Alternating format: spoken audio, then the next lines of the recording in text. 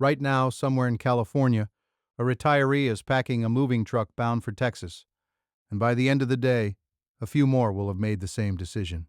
Leaving California for Texas is the single largest stream of people moving between any two states in the entire country. Roughly 100,000 Californians pack their bags for Texas every single year, and a great many of them are retirees or close to it. The idea is simple. You sell the house, load up the truck, and point it east on Interstate 10. Many of these people say the same thing within weeks of arriving in Texas. I should have done this sooner. So today we're walking through the 7 real reasons retirees are making this move.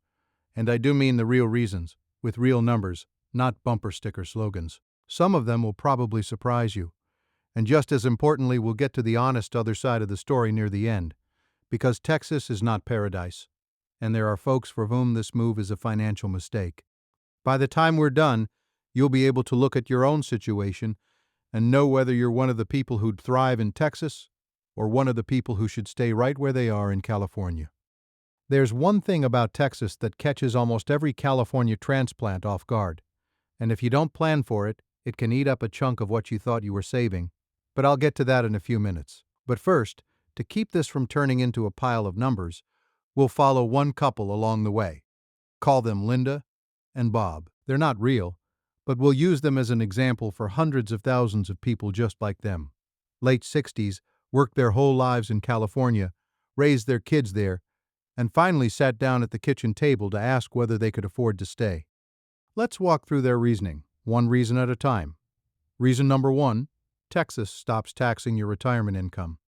Here's the one that does the heaviest lifting, and it's worth understanding precisely, because there's a lot of confusion about it. California has one of the highest state income taxes in the country. The top rate runs all the way up to 13.3%. Texas, by contrast, has no state income tax at all. 0. It's one of only a handful of states that simply don't tax personal income. Now, here's the part people get wrong, so let me clear it up. California does not tax your Social Security benefits. That's a myth, and it's worth knowing, but California absolutely does tax your other retirement income, your pension checks, and the money you pull out of your 401k or your IRA all get taxed as regular income at those same rates. Texas taxes none of it. Not your pension, not your withdrawals, not your Social Security, not your investment gains. For Linda and Bob, the difference is immediate. Between Bob's pension and the money they draw from their retirement accounts, they've got a comfortable income. And in California, a good slice of that was going to the state every April. Move to Texas, and that slice simply stops. For a retiree pulling a solid income from a pension and savings, that can be thousands of dollars a year that stays in their pocket, instead of going to Sacramento. And it's thousands every year, for the rest of their lives. Over a 25 or 30-year retirement, that's not a rounding error. That's a car, or a few years of travel, or a real cushion. Reason number 2, the home equity windfall. The second reason is the one that makes people's eyes go wide, and it comes down to one simple gap. The typical California home is worth somewhere around $700,000, and on the coast, in the Bay Area or Los Angeles, well past $1 million. The typical Texas home, under $300,000. Even Austin, the priciest big city in Texas, runs dramatically below an equivalent California neighborhood. Now think about what that means for a retiree who owns their California home. Linda and Bob bought their place decades ago, and like a lot of long-time owners, they're sitting on a small fortune in what's called home equity. That's just the value of the house that's actually yours, free and clear, after any mortgage. When they sell that California house, they can walk into Texas, buy a comparable home, often a bigger, newer one, pay for it outright with cash, and still have hundreds of thousands of dollars left over. Let that sink in. They don't just lower their housing costs. They unlock a pile of money they didn't have access to before.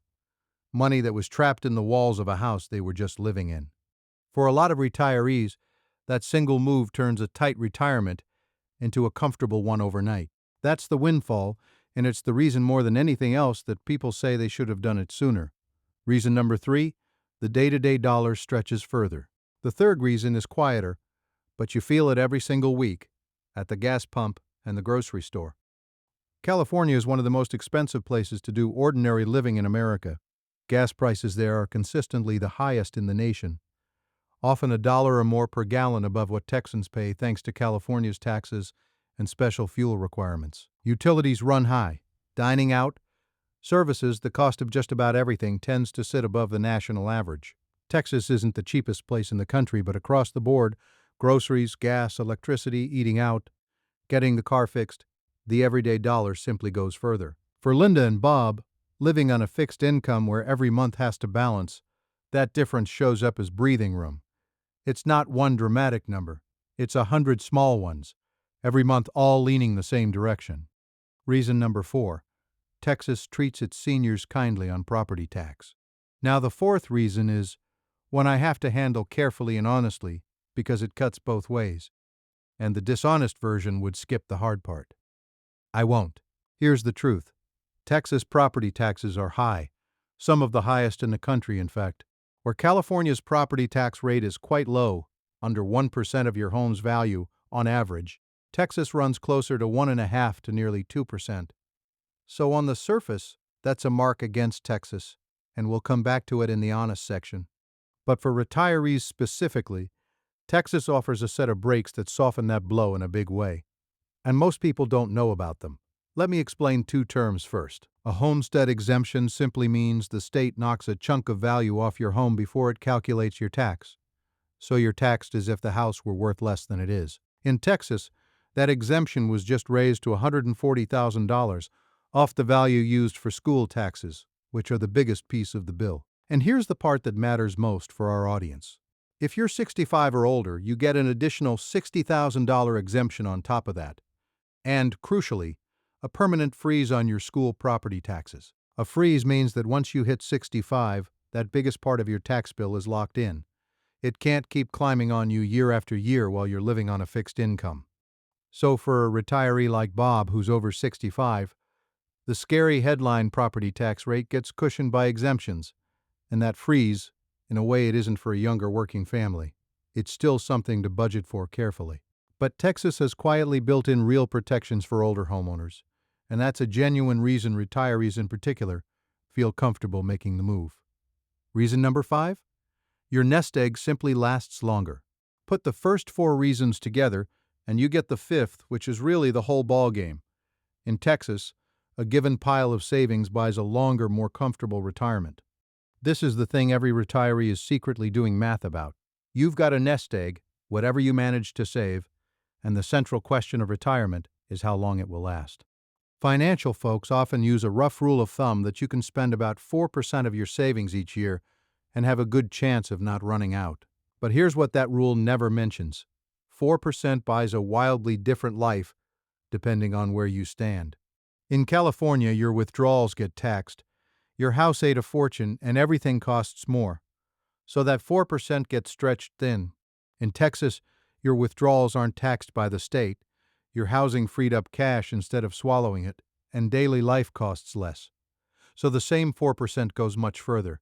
Linda and Bob didn't get richer when they crossed the state line. Their savings didn't grow by $1, but the life that money could buy got noticeably bigger. That's why people say they're not looking back.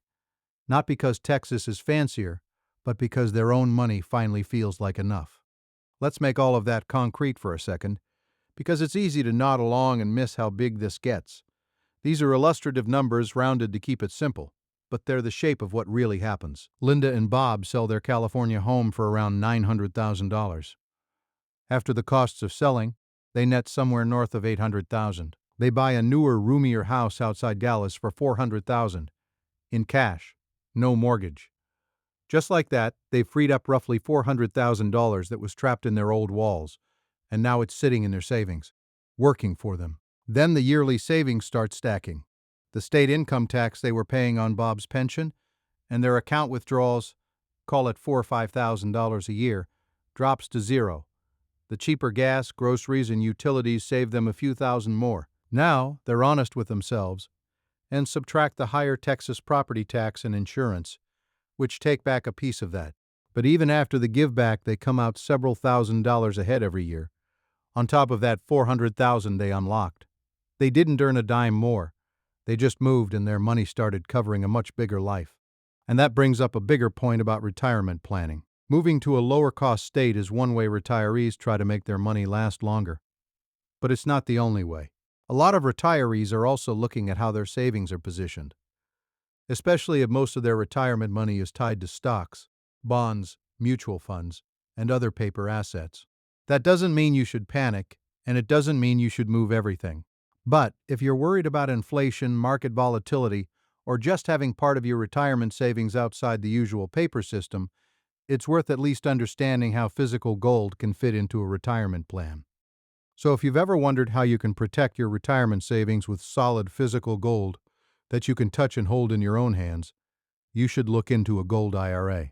I found a free gold IRA guide that explains how gold IRAs work, what the rollover process can look like, storage rules, fees to ask about, and the questions you should understand before moving any retirement money. You can use it as a free educational guide so you can decide whether physical gold belongs anywhere in your retirement plan. To get the free guide, scroll down and click the link in the description box below this video.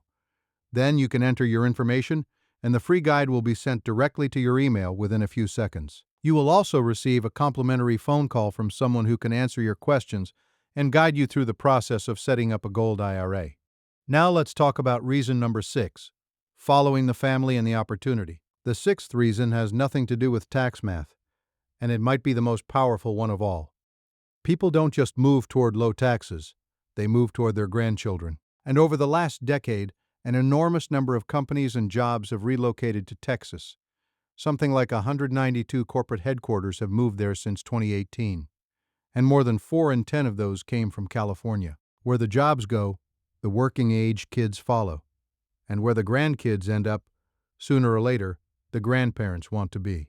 So for a lot of retirees, the move isn't really a tax decision at all.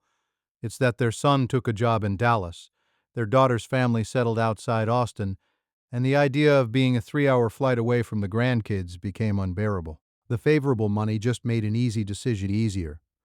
Linda and Bob's first grandchild was born in Texas, and honestly, that did more to load the moving truck than any tax rate ever could. Reason number 7, room to breathe and a fresh start. And the 7th reason is the one people have the hardest time putting into words. So let me try. There's a feeling, after a lifetime in a crowded, expensive, fast-moving place, of wanting room, a bigger yard, a house with an extra bedroom for when the family visits, a garage you can actually park in, a sense that you're not white-knuckling your finances every month just to stay in the place you've always lived. For a lot of retirees, Texas offers that feeling of space, physical space and financial space, and at this stage of life, that's worth a great deal.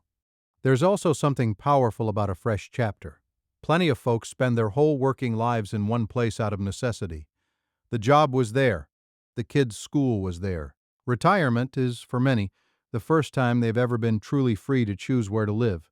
And choosing, deliberately, for the first time can feel less like running away from California and more like finally getting to pick. That's the part people mean when they say they're not looking back. All right, I promised you honesty, and here it is. Because for some of you, this move would be a mistake, and you deserve to hear why before you call a moving company. Start with that property tax, the thing I said would catch people off guard. If you are a long-time California homeowner, you may be sitting on a hidden advantage you don't even realize you have. Back in 1978, California passed a law, Proposition 13, that caps how much your property tax can rise each year and bases it largely on what you paid for the home, not what it's worth today. So if you bought your California house decades ago, you might be paying property tax on a fraction of its real value, sometimes just a few $1,000s a year on a home worth well over $1 million. Move to Texas, and you start paying tax on the full current market value of your new home at a much higher rate. For some longtime owners, the property tax in Texas actually ends up higher than what they were paying in California, even on a cheaper house. So before you move, you have to run your specific numbers, not the averages. The income tax savings still win for many retirees, but not for everyone, and you need to know which one you are. Then there's the weather, and I'm not going to sugarcoat it. Texas summers are brutal. Months of triple-digit heat, the kind that keeps you indoors from June to September. The state sees tornadoes, hailstorms that can total your roof, hurricanes along the Gulf Coast, and flooding.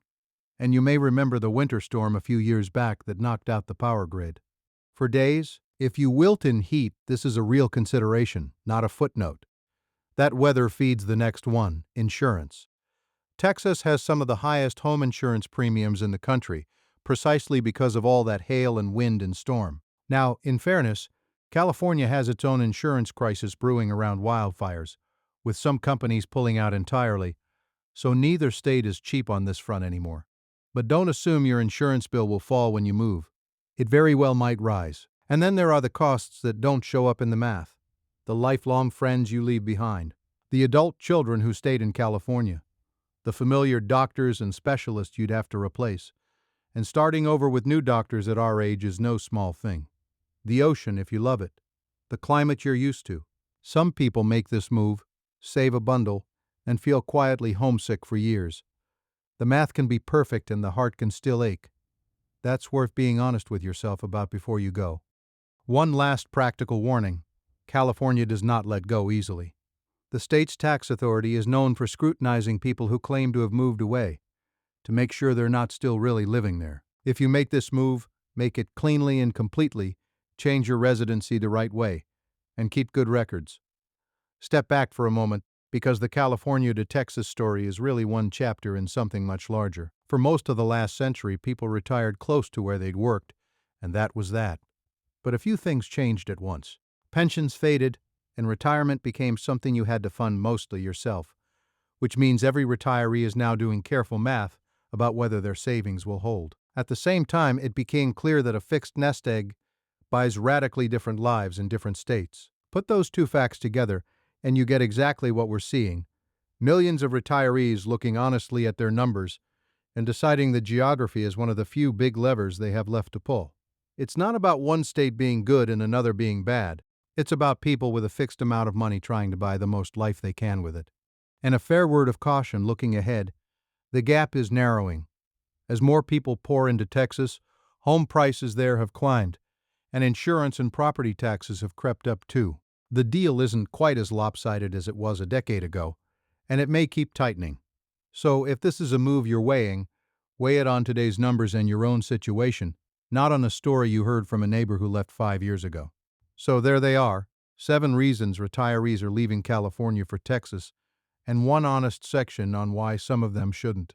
The truth, as usual, isn't a slogan. For a retiree with a healthy income from a pension and savings, a house full of equity and family already in Texas, this move can genuinely transform a tight retirement into a relaxed one.